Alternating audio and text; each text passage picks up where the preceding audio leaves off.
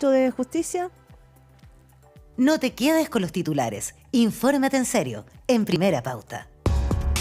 Ya, tenemos a un ministro aquí también en Primera Pauta, el ministro Luis Cordero, ministro de Justicia. ¿Cómo le va, ministro? Bien, ¿y usted? Buen día. Ya, qué bueno que estamos acá. Le agradecemos mucho que esté presencial, además, día interferiado, que mucha gente se tomó. Para usted no existe el interferiado. Ni los fines de semana tampoco. Ni los feriados, no existe. Así que yo encantado. Ya, ministro, hay varias preguntas que dan vuelta. Primero, la agenda de seguridad. Se lo planteo así porque hoy se reúne la ministra Carolina Toá con el presidente del Senado y de la Cámara de Diputados para hablar de un fast track de seguridad. Del ministro de Justicia. Sí. Yo sé que funciona en otro track, pero el tema de la seguridad es un tema tan complejo que requiere, ¿no es cierto?, de una mirada multisectorial. Esto no lo ve solamente el Ministerio del Interior, esto requiere... entonces, ¿qué esperanza se tiene? Porque junto con esto vamos a hablar de cárceles, porque cárceles hoy día, ¿no es cierto?, es un tema muy relevante para hablar de cualquier sistema de seguridad posible. ¿Usted lo ve posible que se avance en un fast track de seguridad? ¿Por qué ha costado tanto? ¿Por qué hay tanta sospecha en algunos sectores del oficialismo respecto a esta agenda? A ver, yo creo que se ha avanzado bastante. O Sí. sea, desde que se pactaron los proyectos prioritarios con la antigua mesa de la Cámara y del Senado, se ha avanzado muchísimo. De hecho, yo creo que a estas alturas debemos ir como más de 54 proyectos. 55 decían ayer, sí. Sí, porque se van actualizando toda la semana. De acuerdo a las cifras, esta es la administración que más proyectos de ley en materia de seguridad ha dictado en su administración. Y eso que va... O sea, la oposición no se ha portado tan mal. No solo no se ha portado tan mal, yo diría que hay temas... Hay veces que creo que forzamos innecesariamente las diferencias cuando uno más bien converge en algunas cosas. La reunión de hoy es para priorizar dentro de lo que queda, esencialmente, y ver si hay un segundo paquete. Está también el paquete del fast track económico que se ha estado conversando con ellos.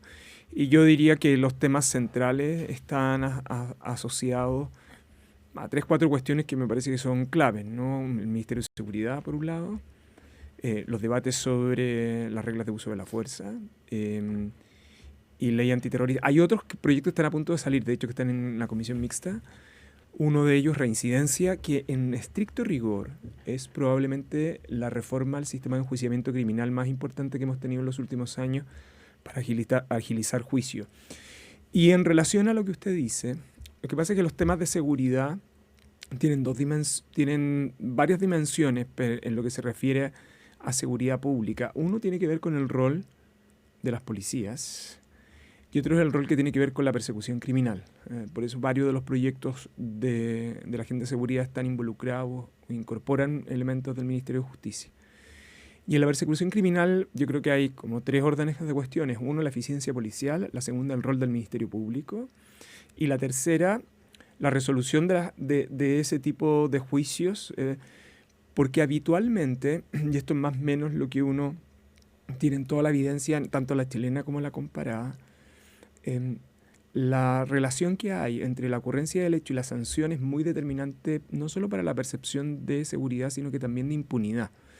Entonces, no solo... Que es hoy día, digo, en términos de percepción ciudadana, uno de los problemas más profundos que tenemos, la sensación de que existe esta puerta giratoria, de que las personas cuando pillan a alguna persona delinquiendo lo que tienen, ¿no es cierto?, es un historial y un prontuario grande, una sensación... Ese es un punto, ¿Sí? Pero lo otro tiene que ver con la demora en los procedimientos, ¿no? Ahora, nosotros damos por normal cosas hoy día que en verdad estamos normalizando, ¿no? El país todavía está resolviendo el retraso que tuvo en los procedimientos, en el enjuiciamiento criminal producto de la pandemia. Eso ha tenido impacto en otra serie de cosas, una de ellas en cárceles, por cierto. Ahora este fenómeno está pasando en distintas partes del mundo también. Entonces hay una contingencia y un factor de arrastre en el fondo, ¿no? Y esas dos cosas tenemos que ser capaces de enfrentarlas a la vez. Ya, todo esto, digamos, con respeto, digamos, el tema de la pandemia lo vivimos todos a la vez y en todos los trabajos y en todas las instituciones. Todo el mundo ha tenido un costo por el tema de la pandemia. Lo que pasa es que la justicia probablemente tiene que tomar un ritmo que vaya un poquitito más ajustado a los ritmos del delito y de la sociedad. Todos hemos tenido que ponernos al día. Sí, pero lo que pasa es que la afirmación suya supone como que esto fuera muy simple. No, para nada. Me imagino que es muy complejo. Lo que pasa pero es que además es algo que más o menos supuso una cantidad de procedimientos no menores que quedaron suspendidos. Eso ha tenido un retraso. El número de disponibilidad de horas y de agenda de fiscales y funcionarios y de jueces ha sido relativamente limitado. En la normalización posterior ha tomado, lo que yo sí reconozco, ha tomado más de lo que debería haber tomado. Uh-huh. Hablamos esta mañana con el ministro de Justicia, ministro Luis Cordero. Ministro, las cárceles son un tema esencial, usted se ha referido muchísimas veces, pero creo que hay todavía mucho que indagar acá. Cuando uno habla, y nos tocó hablar con el fiscal de Arica y Parinacota, Mario Carroza, y decía, mire, nuestro tema aquí también, por eso se allanaron la semana pasada más cárceles, es que lo que sabemos, y sabemos esto a nivel regional, es que las cárceles no son un lugar donde la gente está solamente prisionera. Lo que tenemos en las cárceles cuando hay crimen organizado es que operan, son oficinas de trabajo. Así es. Y por lo tanto, cuando vemos ya no la amenaza del crimen organizado, sino que es una realidad que está instaladísima en nuestro sistema social y de país, tenemos posibilidad de no solo desbaratar bandas como se decía antiguamente, sino que puede interferir en que estas no sean oficinas de trabajo. ¿Por qué se lo digo? Porque vimos la semana pasada diputados que decían que todo este trabajo que se había hecho de los inhibidores de señal política, telefónica, digamos, que no servían, que no estaban funcionando. O sea, se había lanzado con bombo y trompeta, pero que el tema no operaba, que se apagaba, se desconectaba. Eso asumiendo que esa denuncia es verdadera. Es lo que, por eso le digo, es lo que decía un diputado. Sí. A ver, yo de este tema vengo hablando hace más de un año. Sí. Y habitualmente en las entrevistas siempre que me decían que iba a hablar de cárceles, nunca terminaba hablando de cárceles.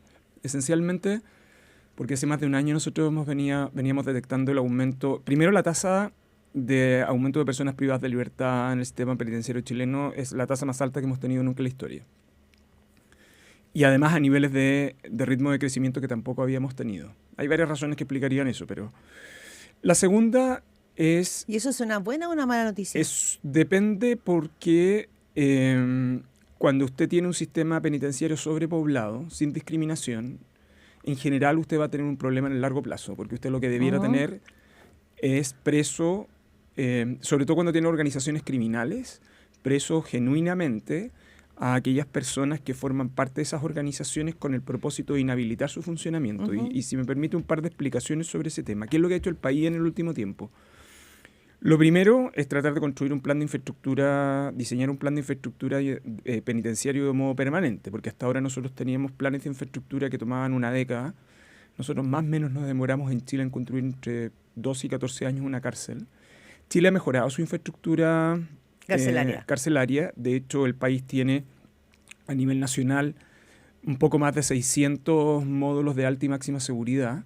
Y lo que va a hacer el país es que los va a duplicar en poco tiempo más. Sin embargo, la sobrepoblación genera esta idea de que metiendo mucha gente a la cárcel, nosotros estamos solucionando el problema, tiende a generar una apariencia de seguridad, porque cuando tiene organizaciones criminales lo que necesita es segregar eficazmente. Separarlos. Y segregar eficazmente significa distribuirlos no solo dentro de un penal. Lo que hay es que hoy día Gendarmería tiene distribuido buena parte de esas organizaciones en distintos penales del país. Bueno, el caso de los gallegos es bien sintomático en eso. Es uno de los ejemplos, pero en general con las organizaciones criminales que el país ha ido detectando. Lo segundo, que durante largos años, yo diría que nunca, en general el Ministerio Público miraba con distancia a la cárcel para realizar investigaciones, en el fondo. Hoy día... Eso cambió. Cambió mucho. Hoy día es parte de un... La cárcel es un espacio de investigación criminal. Tanto es así que Gendarmería, la ley se modificó para que Gendarmería fuera auxiliar de la investigación del Ministerio Público. Y yo le quiero decir que Gendarmería tiene las unidades de investigación criminal y de inteligencia más eficaces que tiene el país. Mal que mal tiene un grupo de personas que están en ese lugar. Ahora, y si me permite, ¿por qué es tan relevante? Es relevante porque las investigaciones dentro de la cárcel permiten desbaratar, además, crimen fuera de la cárcel. Fundamentalmente. Y eso, además, implica tomar estrategias de funcionamiento de la cárcel que el país probablemente no había desarrollado hasta ahora. Quiero ejemplificarlo con lo siguiente. Cuando usted aborda una organización criminal, o usted aborda la organización o aborda cada uno de los sujetos que va cometiendo delitos individuales. En los casos de organizaciones criminales, este tema es un fenómeno que son verdaderas empresas de carácter transnacional, que además ocupan el delito y por lo tanto inyectan recursos ilícitos a la economía, pero además descansan sobre un conjunto de comisión de delitos. Si usted persigue individualmente esos delitos, probablemente puede estar desgastando mucha fuerza. Lógico. O sea, el ejemplo tradicional será, si tiene personas que ingresan como burreros y los va metiendo presos, esas personas son... No llegas a la cadena, y va generando un efecto de reemplazo. Sí, ministro, pero a ver, yo entiendo el argumento de que... Yo me quiero hacer cargo de inhibidores también. Ya vamos a ir a inhibidores brevemente, pero para no quedarnos, digamos, atascados en este punto que es clave, el tema del crimen organizado. Pero usted insistió mucho en que la población penal en Chile ha crecido como nunca la vi, pero algo pasa con la percepción ciudadana que no creo que sea que las percepciones ciudadanas son una realidad. Sí, no es solamente algo que yo siento, pienso, intuyo. Es algo que me determina en mi actuar social. Cuando uno ve que el líder máximo de los gallegos está en una cárcel de alta seguridad, pero le encuentran una llave de la esposa, uno dice, o sea, este señor está en una cárcel de alta seguridad. La pregunta será por qué la tiene. La otra es quién se la pasó. Y cuando uno mira en América Latina y observa las situaciones en México, en Ecuador, en Colombia, las cárceles no operan con crimen organizado, sino es porque tienen funcionarios coludidos o extorsionados, llámelo como quiera, porque hay distintas realidades. Entonces también ahí hay un punto, ¿qué pasa ahí con esa seguridad? Si el líder de los gallegos, que nos ha tenido a todos en vilo mirando cómo se hace este juicio, vemos que tiene una llave para abrir la esposa, nos dice, bueno, pero ¿de qué estamos hablando? Ahora, convengamos que ese material está en investigación. Y se encontró producto de un allanamiento que se realizó en Gendarmería. Pero convengamos que podrían haberse hecho el allanamiento. Y yo le quiero decir que no hay organizaciones criminales que puedan avanzar sin que se den dos condiciones. Una de ellas es corrupción. Y por eso uno tiene que ser radical con las sanciones en esa materia. Eso está en investigación, tanto administrativa como penal.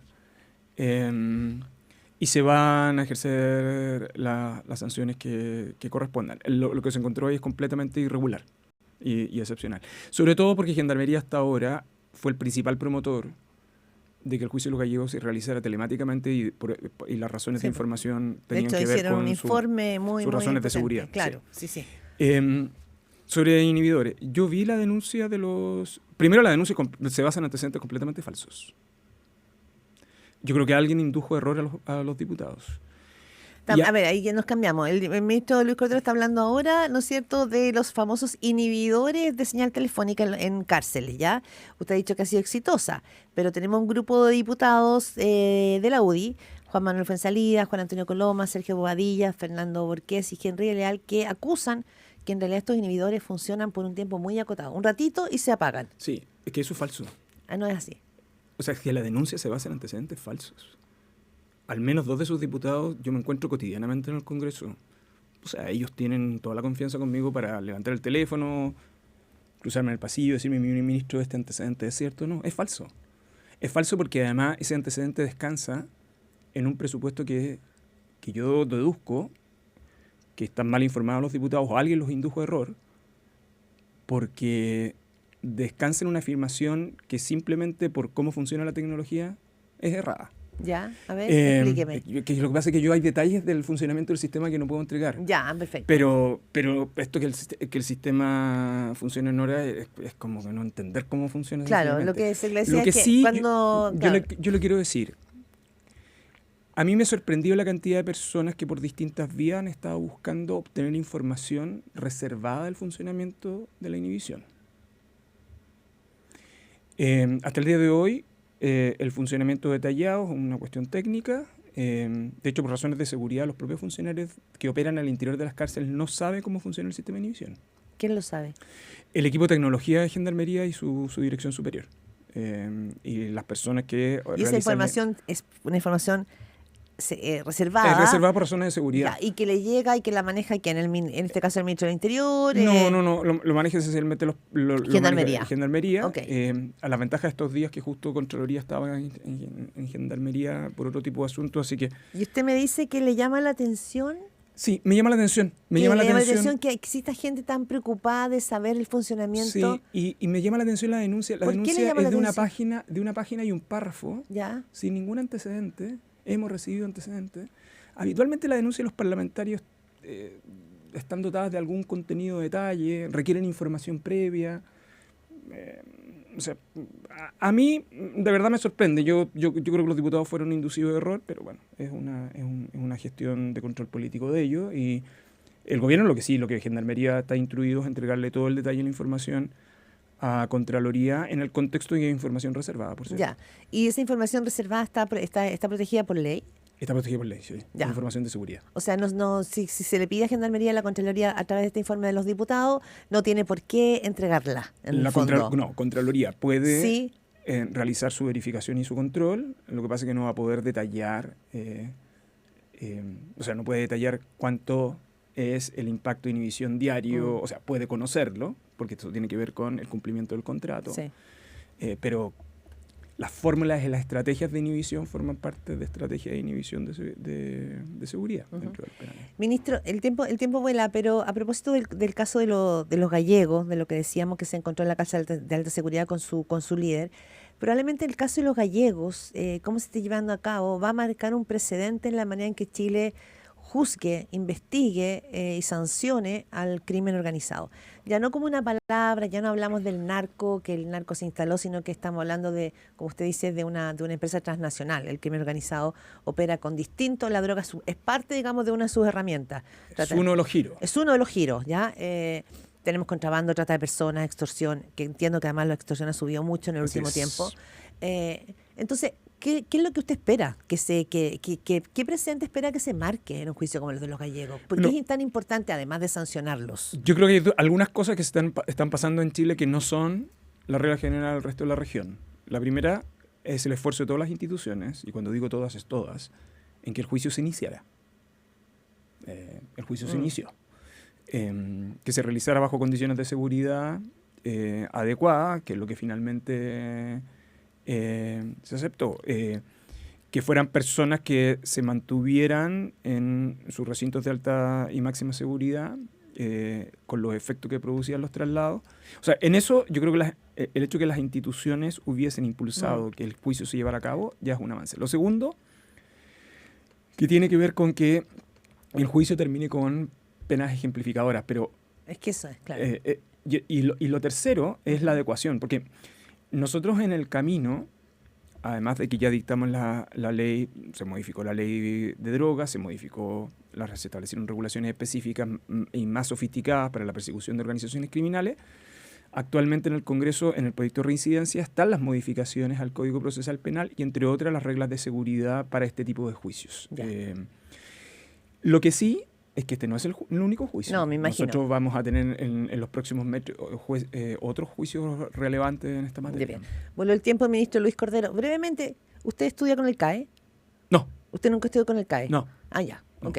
¿Y no le parece inmoral, como ha dicho Oscar Landerreche, que se hable de...? Es que yo soy ministro de Estado. Ya. Y como ministro de Estado eso es una respuesta que le corresponde oficialmente al gobierno. ¿Usted del gobierno también? Sí, pero no soy ministro de Hacienda ni ministro de Educación. Ah, ya, bien. Son 7:56 de la mañana. Luis Cordero, muchas gracias por estar Muy aquí buen día. en Primera Pauta. Que esté muy bien. Buena semana. Y vamos cerrando.